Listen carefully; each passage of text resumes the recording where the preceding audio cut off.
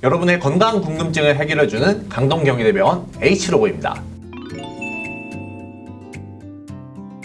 여러분, 다한증 혹시 질환 들어보셨나요? 굉장히 손이나 아니면 겨드랑이 이런 곳에 땀이 많이 나는 다한증. 이제 많은 사람들이 알고는 있지만 사실 이제 다한증이라고 하면은 피부과에서 진료를 볼 거라고 생각을 하는 경우가 많은데요. 이번에는 다한증을 주제로 오늘 강동경희대학교병원 흉부외과 송재현 교수님을 모셔봤습니다. 교수님 안녕하십니까? 안녕하세요. 교수님, 이게 다한증이라고 하면은 사실 저도 처음에 생각했을 때 피부과에서 질환을 볼 거라고 생각을 했거든요. 네. 근데 인터넷에서 찾아보니까 흉부외과에서 이거를 본다고 하더라고요. 네.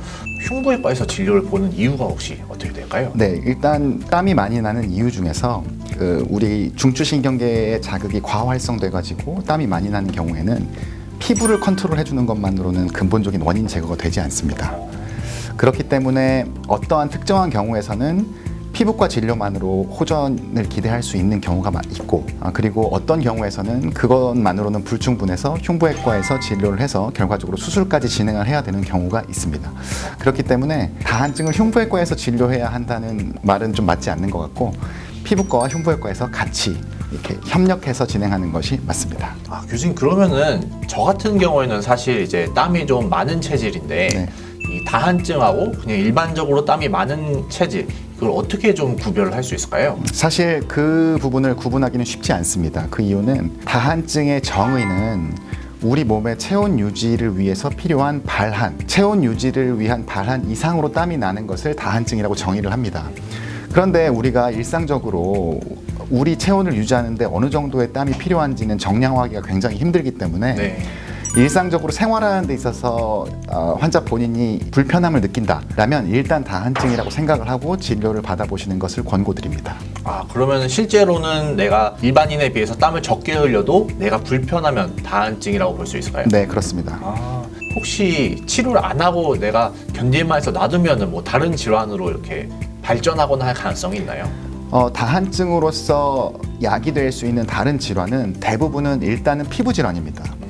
이를테면 손이나 발에 과도한 그런 발한으로 인해서 생길 수 있는 무좀이나 습진이나 이런 것들이 있을 수가 있고요. 그런데 사실 다한증으로 더욱더 심각한 추가 질환들은 질환이라기보다는 어떤 사회생활의 위축이 가장 큰 문제가 됩니다. 이를테면 손에 나는 땀을 방치하면 자기도 모르게 어느 순간 악수를 하거나 아니면은 기본적인 사회적인 터치를 할 때 위축이 되는 모습을 발견할 수가 있고요. 네. 그리고 발에 땀이 많이 나는 분들은 대부분 발냄새가 같이 많이 나기 때문에 공공장소에서 신발을 벗는다거나 아니면은 단체 생활을 한다거나 할 때 굉장히 위축이 되는 모습을 발견할 수 있어요. 그래서 오히려 그런 과도한 발한으로 생길 수 있는 습진류의 그런 2차적 질병보다는 저는 그런 사회적 위축 이런 것이 더 우리가 중요하게 생각해야 되는 부분이라고 생각합니다. 그러면은 실제로 내가 아무리 땀이 많아도 나는 괜찮다, 나는 그냥 다른 사람들 신경 쓰지 않고 생활할 수 있다, 이러면 그냥 굳이 치료까지는 필요하지는 않군요. 그렇습니다. 네. 알겠습니다. 교수님, 혹시 이 다한증에 대해서 흉부외과에서는 좀 치료를 어떻게 하시는지 설명 좀 부탁드립니다. 네, 다한증의 치료는 크게 세 개의 카테고리로 생각을 할 수 있는데요. 첫 번째는 국소 도포제를 이용한 치료, 그러니까 로션이나 크림 같은 것을 얘기하고요.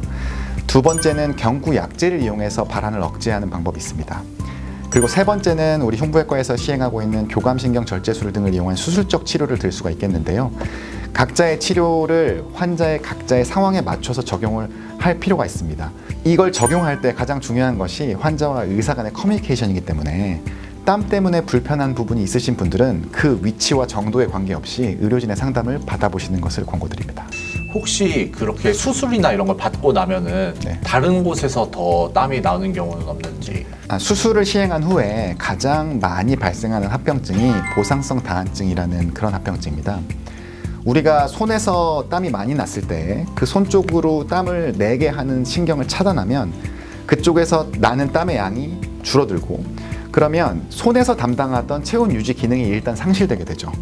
그러면 체온은 유지를 해야 되기 때문에 다른 곳에서 땀을 더 발한시켜서 우리의 체온을 유지하게 되는데 그 부분이 예측하기 굉장히 힘듭니다. 그렇기 때문에 수술 전에 보상성 다한증의 가능성을 설명을 드리고 있고, 지금 나는 땀의 패턴이 지금 꼭 해결을 해줘야 되는 수준일 경우에만 수술적 치료를 권고드립니다. 그렇지 않고 애매모호한 경우에는 일단 경구 약제를 소량 써서 네. 효과를 지켜보고 그 다음 스텝을 결정을 하게 됩니다.